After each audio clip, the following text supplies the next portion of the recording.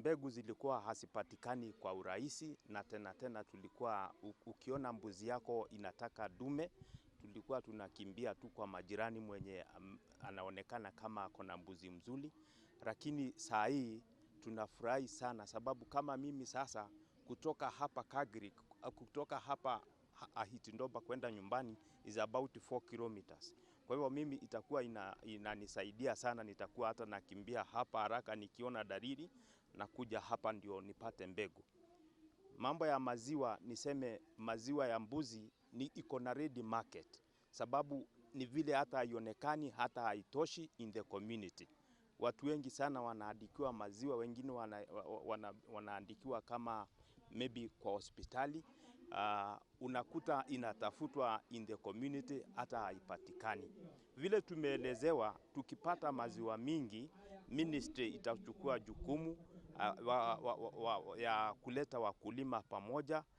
Tunatengeneza kama ni cooperative, maziwa inachukuliwa pamoja, alafu inaweza kuwa processed na inakuwa value added, ya ndiposa wakulima wakaeze kufaidika.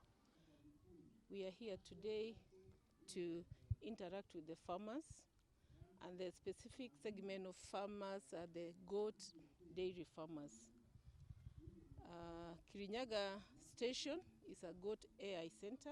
It's a branch of our main station in Nairobi. Our headquarters is based in Nairobi. Today is a great day for us. AI in goats is a new technology that we are trying to sell to farmers. Reason is to increase productivity. Here we are doing selective breeding by producing the best semen. We have a number of breeds in our station. Those are the males that give us semen for the females. And we are specifically dealing with the dairy and meat. So today was an open day for our farmers to interact with us, because we are yet to commission the center in the next 2 months. So I'm glad the farmers have come in large numbers, and I'm happy that we have exchanged information, and we are hoping that we will continue passing the information, because information is power.